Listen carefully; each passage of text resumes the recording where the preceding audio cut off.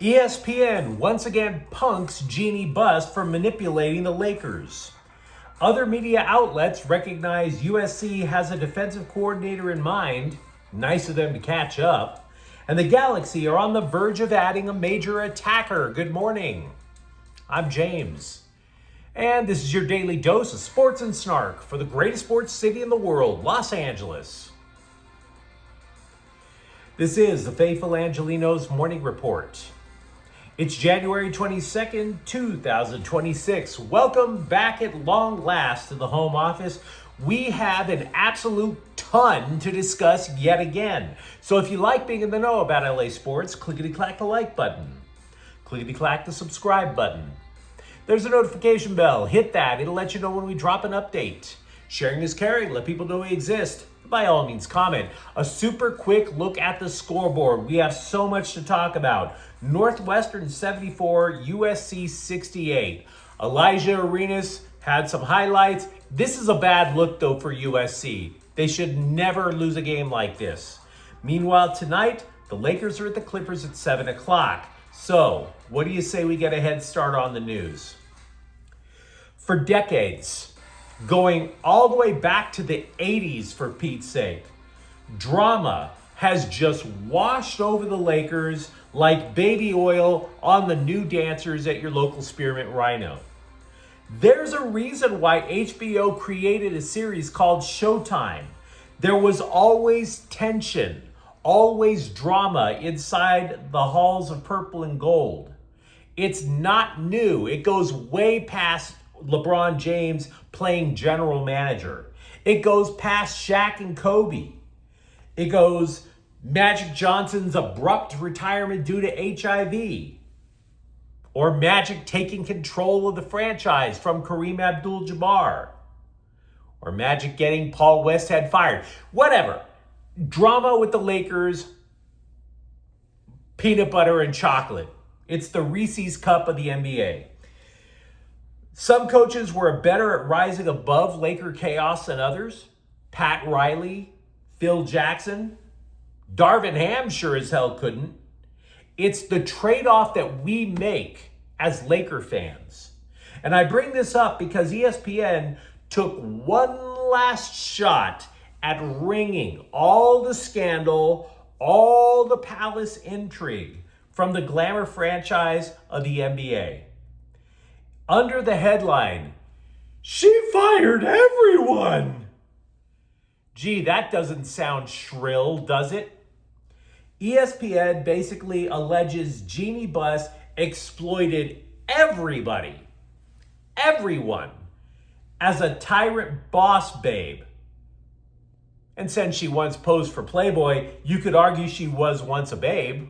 We'll go there. But this boss babe backstabbing everyone, including her entire family, to lustfully retain power during a franchise sale to Dodger owner Mark Walter. It's like Game of Thrones meeting Shakespearean tragedy meeting basketball wives. But here's the thing, because I read this long-ass article so that you don't have to. Here's the takeaway that was not brought up by the reporter. All the drama is going to come to an end soon. Take a look at how the Dodgers are run. Does anybody ever hear about front office palace intrigue with the Dodgers? Does anybody hear about, I don't know, people poisoning each other's Cobb salad in a power grab? No, you don't. Now, I want to be clear about this. It makes Jeanie Buss look really bad. I, on the other hand, do not hate Jeanie Buss. When she backstabbed her brother Jim, and yes, she absolutely backstabbed her brother Jim, because Jim, for an executive vice president, looked more like a roadie for a Beach Boys cover band. It was the right call when she did it. Then she put the Lakers in place to earn that 17th banner. But while that's good, sports is always a "what have you done for me lately" proposition. What purpose does Jeanie Buss serve either in the present or the future? Can't say. You can definitely say her current management style of the Lakers has been, politely said, suboptimal. She now gets a cubicle and a title. I mean, Walter dropped $10 billion. Would you be surprised if in the near future the knife slides in between her ribs for once? And I'm okay with that. I'm okay with all of it. Because I don't want to read long-ass stories trying to tell me if the Buss family is good, are full of good people. I don't care about that. I want titles, hopefully without drama. And by the way, that's exactly what you get now as a Dodger fan. Hopefully, so too with the Lakers. But I will say that one part of the story worth addressing is Buss was reportedly deep in her feels because James wasn't grateful that the Lakers gave his kid a spot on the roster. Wait, you're trying to tell me now that Bronny James was only drafted due to nepotism? Finally, everybody is admitting that Bronny James isn't an NBA rotation player? No. And to be honest, once again, I don't care if Jeanie Buss throwing a temper tantrum or a tampon tantrum. I don't care if Jeanie Buss throwing a temper tantrum is true or not. Because once again, it goes back to who owns the team now. Ask yourself this: would the Lakers have drafted LeBron's kid, who averages less than 2 points per game in his NBA career? Would he have been drafted if the Lakers, if the Dodgers brass were in charge? Of course not. So lots of Lakers stuff to discuss. Feel free to let me know what you think in the comments thread. Meanwhile, over at USC, ESPN, CBS, and the LA Times have finally picked up on Lincoln Riley's pursuit of former TCU head coach Gary Patterson for the Trojans defensive coordinator gig. It's a good idea. TCU finished with the top defense in college football 5 times under Patterson's stewardship. And when you read some of the recent comments from Patterson, coming to LA starts to sound inevitable. Quote, "I still have a lot of ball games left in me. If I ever get to a place, everything in place, you'd have a chance to play in the playoffs and win a national championship. I've kept my eyes open to X's and O's, to recruiting, to NIL, portal, you name it, I'm rested. The key for me is to find the right place that would want Gary Patterson, but also to understand I'm looking for the right place too," unquote. Now, Patterson and Lincoln Riley are longtime friends. Adding Patterson would literally be a shot across the bow of the entire college football landscape. We have been begging for years for USC to finally play strong defense, because it hasn't been that way at all since the Pete Carroll days. Obvi. Now, having said that, there are conflicting reports about the rest of the defensive coaching staff. I speculated yesterday that incoming coach Mike Eckler might be leading special teams or maybe linebackers. We still don't know. The LA Times claims that Eckler was hired to lead the linebackers. Other outlets say he's hired to lead the special teams. So yeah, there's even more turbulence. Secondary coach Doug Belk, out. The status of defensive line coach Sean Nua, we have no idea. Once again, and we've been saying this ever since the discussion about Patterson started to come out, I think they're waiting to hire Patterson, and Patterson gets to look at all these guys and say, yeah, you can stay, but no, not you. Or you can go coach special teams. That's my thought. Because it's the only one that makes sense. The Athletic is reporting LA Galaxy are talking with St. Louis City to acquire Brazilian forward João Klaus. The deal would allegedly be for $2 million. Klaus would take a designated player spot on the Galaxy, which surely means that the six-time MLS Cup champs would place Riqui Puig on a season-ending injury list due to his chronically injured left knee. Klaus is 28. His hairline makes him look 48, but he's 28. He's been in MLS for 3 years. He's averaged 9 goals per year. Should this move get executed, it sets up an interesting logjam for the Galaxy because they often run a 4-3-3. 2 of the 3 forward positions, the wingers, locked down. Locked down, absolutely, with Gabriel Peck and Joseph Painsil. Center forward, though, becomes a 3-way bottleneck with Klaus, MLS veteran Christian Ramirez, and Matheus Nascimento. By the way, Nascimento, the Galaxy are working to keep him in LA with an extended loan from a different Brazilian club. Now, to be clear, none of this fills this massive void left by Puig's absence in the midfield. General Manager Will Kuntz would not comment on Klaus, but what he did say was interesting. He wants 2 attacking players. In other words, Klaus isn't the only guy in this extreme makeover for the LA Galaxy.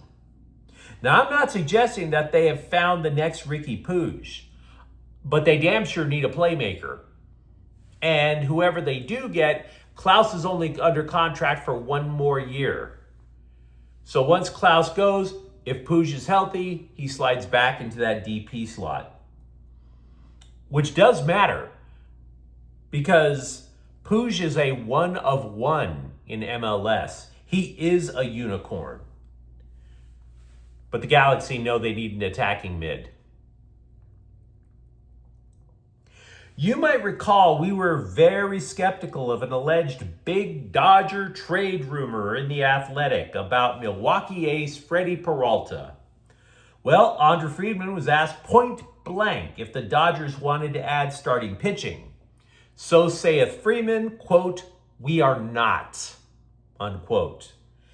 And then the Mets traded for Peralta late Wednesday. A website of very questionable accuracy, Clutch Points, claims the Clippers want multiple first-rounders in exchange for center Ivica Zubac. I don't buy any of this story.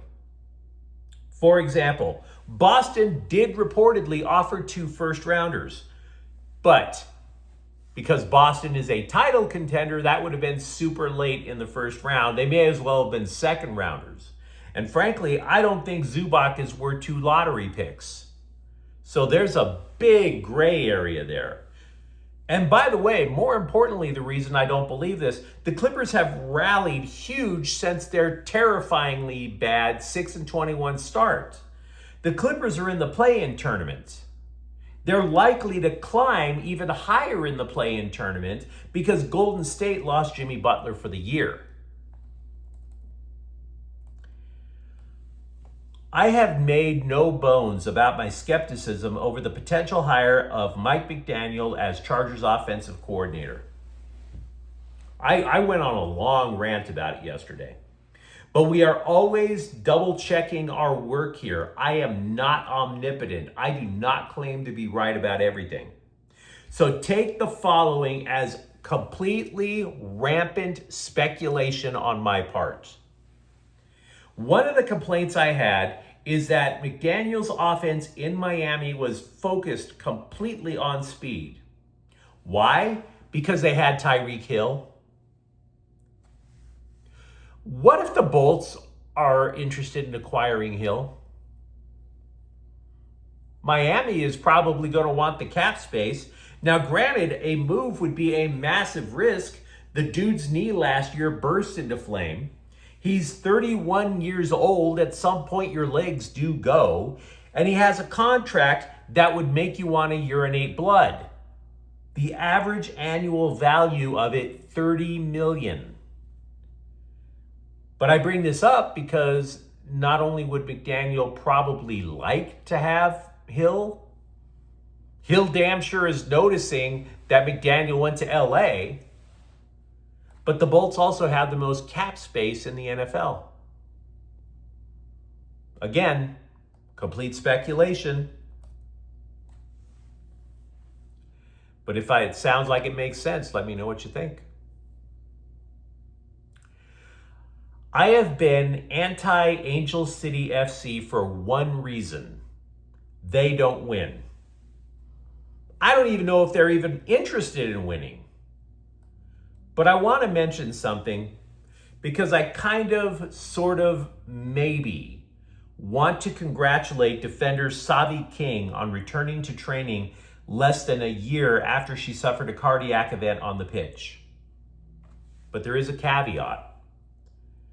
Nobody is still calling it what it seems to be, a heart attack. When she was rushed to the hospital May 9th of last year after collapsing on the pitch, it was discovered that the 20-year-old had an anomalous left coronary artery. In other words, the artery was not where it was supposed to be, and it malfunctioned. You know what the definition of a malfunctioning left coronary artery is? Wait for it. It's a heart attack. I have a good friend who underwent multiple surgeries to have the LCA fixed. But you know what he is not? A professional athlete. This is a thing, guys. So I want to be clear here. I hope King has a long, happy, healthy life. But I also remember having to interview Pooh Richardson at the Forum the night his friend Hank Gathers died on the court at Loyola Marymount. So I'm not sure her return is a courageous triumph. I look at it as risky to the point of life-threatening. I could be wrong. I hope I'm wrong. But there is no way if another heart attack happens on the pitch that Angel City is going to be able to cover that up and make it sound happy-go-lucky. FoxSports.com reported yesterday that MLS Cup champ Inter Miami offered $13 million to LAFC for forward Dennis Bouanga. To which I say, so what? There was no bleeping way the black and gold would sell Bouanga inside MLS. I am a Galaxy fan, but I am not going to accuse the powers that be over at LAFC of being knuckle-dragging stupid. They make mistakes just like anybody else. They're not that stupid. So of course LAFC told Miami to kick rocks. Take that check from a European club? Sure. But peddling Bouanga inside the league would literally have been them running up the white flag on 2026.